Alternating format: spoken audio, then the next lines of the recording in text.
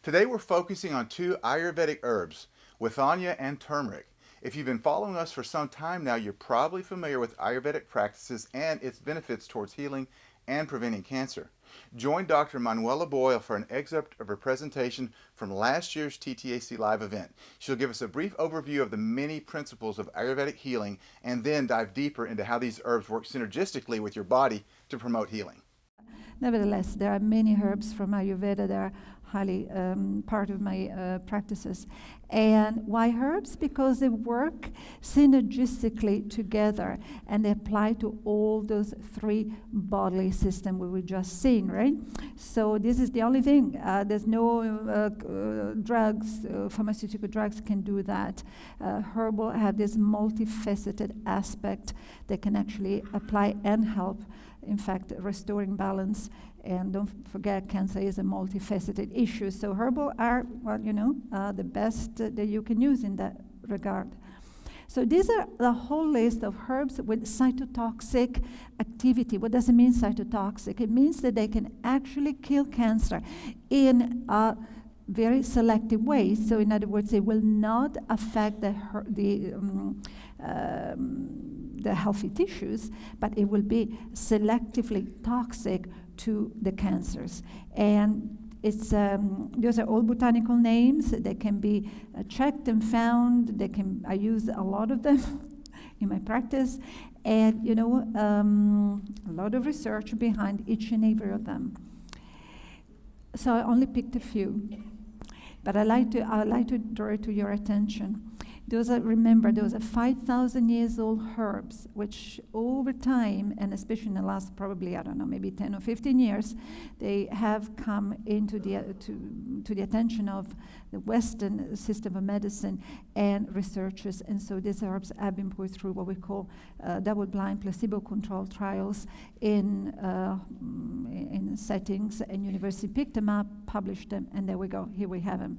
So one is Withania. Withania somnifera is a wonderful herb that inhibits proliferation of gastric cancer cells, but not just this cancer, many others. This one in particular, though, was researched, and so I thought to bring it to you.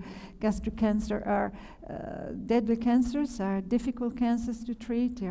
When they are discovered, they are quite advanced, and so they deserve a wonderful and attentive system in order to be able to actually reverse the condition. So here we're talking about the not the whole plant, but the extract of the plant, and it was done on a human.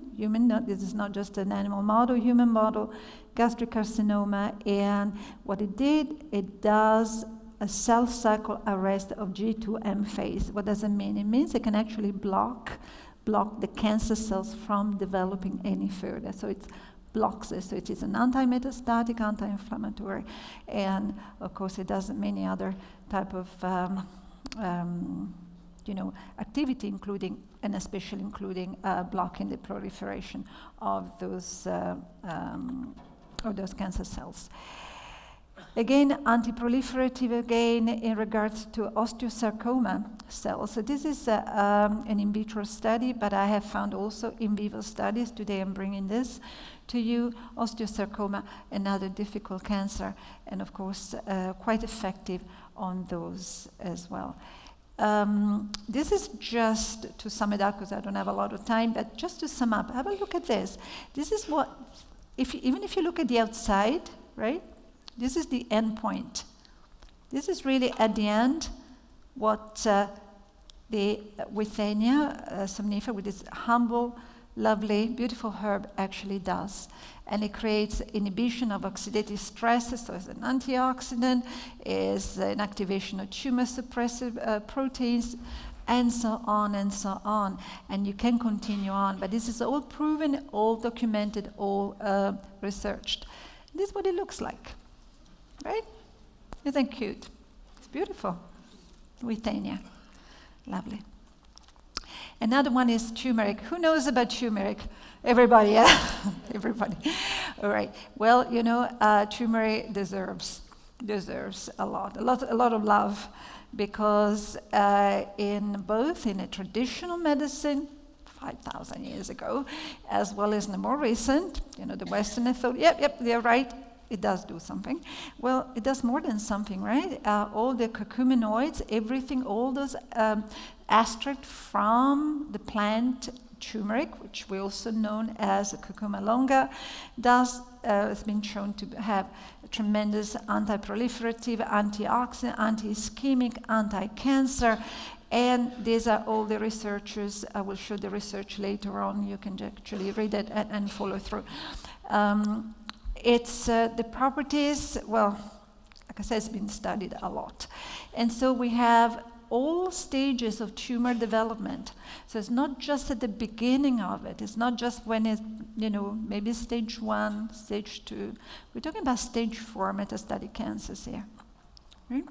And so what does it do? It modulates a lot of things, in particular nitric oxide synthase activity, epidermal growth factor. There are all sorts of very difficult names here, difficult definitions, but basically what it is an anti-metastatic, anti-cancer. Turmeric, it depends how you get it. You can have it fermented, which is a wonderful idea. You can have it in liquid extract. You can have it even by infusion. And so it depends how much you need to use and how far you want to go with that particular herb, but it's available in various aspects. Okay, and once again, great anti-inflammatory, and it does induce apoptosis, right? This is important. Every time you see this word here, apoptosis, what does it mean? It means it induces cancer cell death, right? By implosion. It's a nice, stately, and pain-free death that these cancer cells have to go through, quite differently from the principle of chemotherapy, which is by explosion, by creating a lot of what we call necrotic type death. So here we go. And this is another one. So if you look at curcumin, which is our turmeric, right? Everything that's up here, it stops. Everything that's down here, it helps. Right? So it's quite a clever herbs. Do herbs have intelligence? I think so. I think so. Okay, and it also regulates the cell cycle, right? Cell cycle, it means that, if you have cancer, and if you have cancer cells, those cells are crazy. They don't really follow the rules. Yeah? They do what they like. But by taking then this type of herbs, like turmeric, for example, that regulates the cells, right? It makes this herb a wonderful and potent preventive type medicine, right? Preventive. So not only curative, not only during, not only after, but even before. So it's a prevention throughout the whole spectrum. And we can, and like I said, there's many evidence that supports all of it. So that's what it looks like. It's yellow. When I'm doing my mixes, my fingers are usually yellow, but that's okay, it's a good thing. So this is a turmeric. Many other herbs, right? I really wanted to bring it to you. And look, I'm not saying that the herbs are enough. I'm not advocating that it's enough and we don't have to look at nutrition. We don't have to look at other type of treatments. We do look at them, absolutely. It takes more than one thing to conquer cancer, to get rid of cancer, to move forward. There are many things. That's why I have an amazing team working together. But for me, the herbs, I know they still have a very special part in the treatment of my patients, and I will, forever stay with them. I've seen it. I've seen it in action. I've seen reversal of cancers. I've seen people getting better. I've seen people better years after the initial diagnosis. So for me, I'm forever grateful that we have this possibility, and forever grateful to the researchers who have actually made it possible for us to know this, right? So our patients are not used as experimental, but they're given things that we know have been given great results to others. We hope you learned a lot from this video. If you learned something new, please take a few seconds here to let us know in the comments below. And stay tuned to upcoming TTAC live events and free broadcasts of our documentary films by clicking the links on the screen now. Thanks for watching, and God bless.